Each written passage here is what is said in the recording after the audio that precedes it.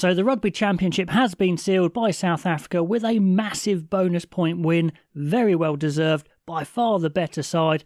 And I think what was good about this win was it was a total performance. We saw a joined up attacking performance that we hadn't quite seen. Some people were wondering if they're just an okay side, but I think this showed, no, they are pretty special actually. So that was a good statement there. And it was just nice to see that flowing attack, some offloads, some tip-on passes as well, the width on the passing. It was really good to see, and a fantastic first half. Killed the game off because, of course, Argentina needed the bonus point win, which they didn't get anywhere near.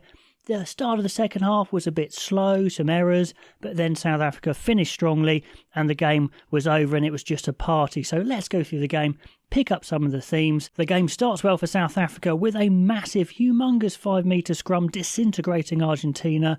I was expecting a penalty try, but it's called a reset.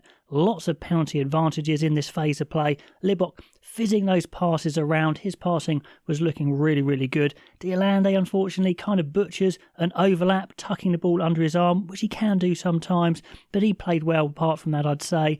But it's a penalty anyway. Another scrum, another advantage. And now the trademark straight line from Fassi from fullback, hitting a straight line off that fizzing pass from Libbok. Really good try, good start, 7-0. And we can see straight away that Manny Libbok is not kicking today. It's Hendrikse, who was okay. Pollard came on and did the kicking at the end and probably looked the best of the kickers, but Libbok definitely looked liberated, having not to do the kicking duty, and has had his probably best game for South Africa, which creates a massive quandary about that 10 position with Pollard ageing, Libbok there with his kicking woes, and we saw Sasha Feinberg Magomazulu doing some good stuff earlier in the championship, so it's a good headache to have, and well done for Libbok coming back with that game. We saw his skills here. On 11 minutes, Argentina are in massive trouble at scrum time already. Gaggio and Scarvi are getting absolutely destroyed. Another penalty, a 5-metre maul, and they are inches away. Pieter-Steph du Toit goes full Superman mode. Albanos, the little fly half, does pretty well to try and haul him back, but he's too big. He gets the ball down eventually. 14-0. Lovely wide conversion from Hendrikse.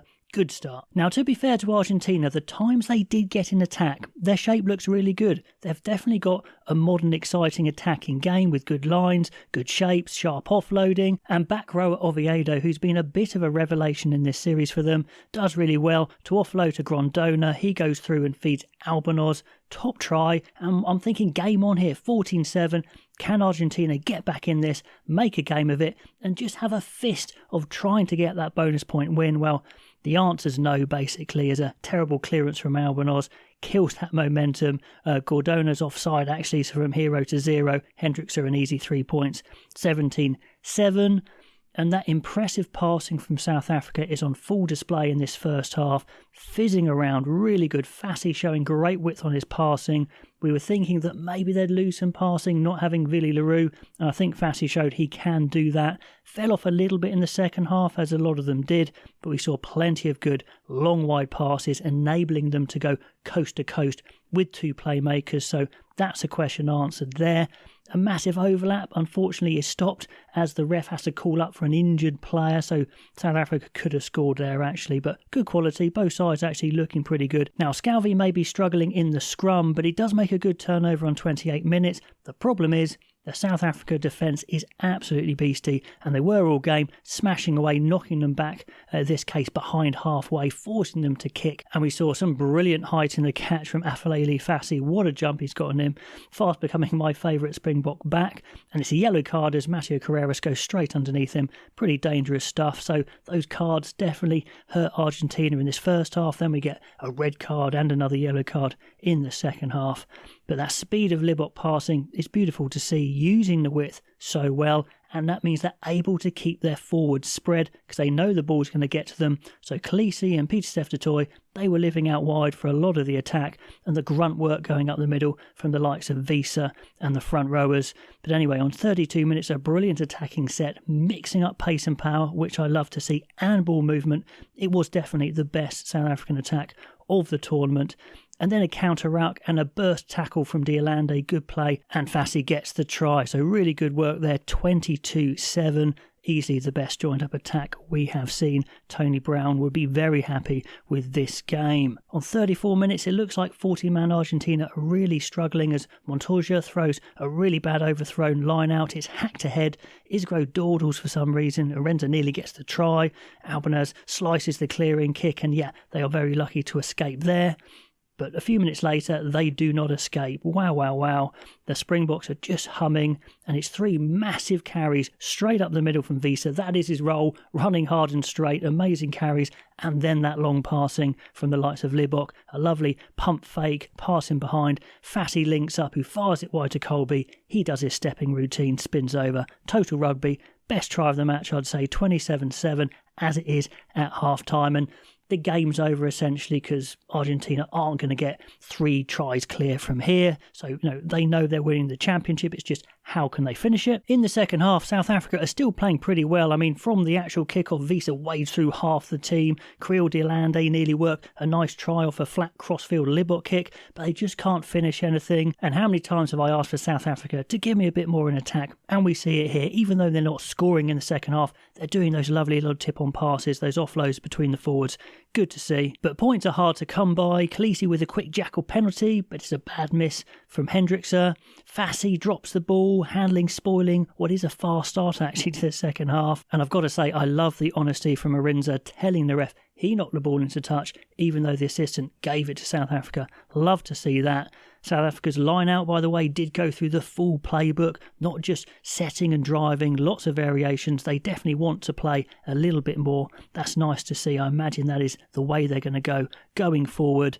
Now, Oxenche is staying on. Argentina have their replacement tight head in, Delgado, and he gets crumpled up like tissue paper. Somehow Argentina get away with getting the ball away, I don't know, but that was amazing, just got absolutely folded up. Now on 53 minutes, Argentina kind of have a final chance to get back into the game. Khaleesi's caught on the wrong side. Obviously 3 points are no good, so they go to the corner. They actually build a decent attack. Quagga Smith saves the day with a counter-ruck, but in the build-up, the TMO spots a flying clear out from Matera in the side with the shoulder, straight to Koch's head. It's a yellow with a review, but we all know it's going to be a red, and it is. And that kills the game if it wasn't killed already.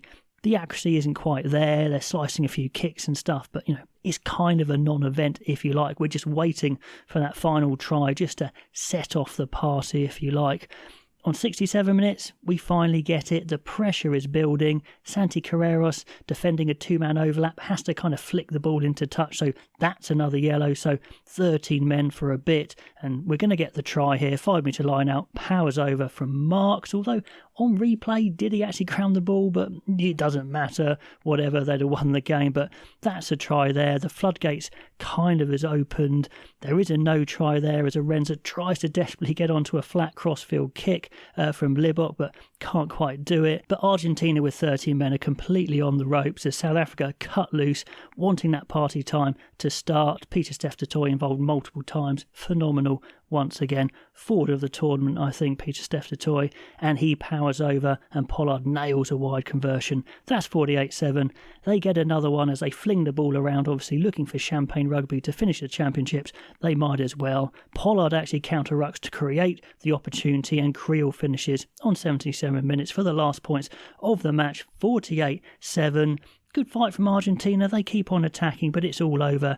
Ebenezer and co hold up the ball to win the match. So nice to finish on a bit of a high. 48-7, completely dominated. Argentina, I guess, got something from the championship because they beat everyone at least once, but they would have wanted to make this at least close. I know it's in South Africa against their first choice team, but it still shows they're quite a long way from South Africa. And we saw the game between New Zealand and Australia, and we can see South Africa are by far the best side in the Southern Hemisphere at the moment. Are they the best side in the world? Who knows? But playing like that, that's how I want to see them play. Like that, we saw at times total rugby with the set piece, the defence, and now the attack all clicking. Love to see it. Well done, South Africa. Comments below on this game, on the South African players. And if you've enjoyed this coverage of the Rugby Championship, I would love you to like and subscribe. And of course, we've got those autumn internationals, as we call them in the Northern Hemisphere, as the likes of South Africa travel to the north and take on the likes of my team, England. Love to have you following that as well. Comments below, and I'll catch you next time.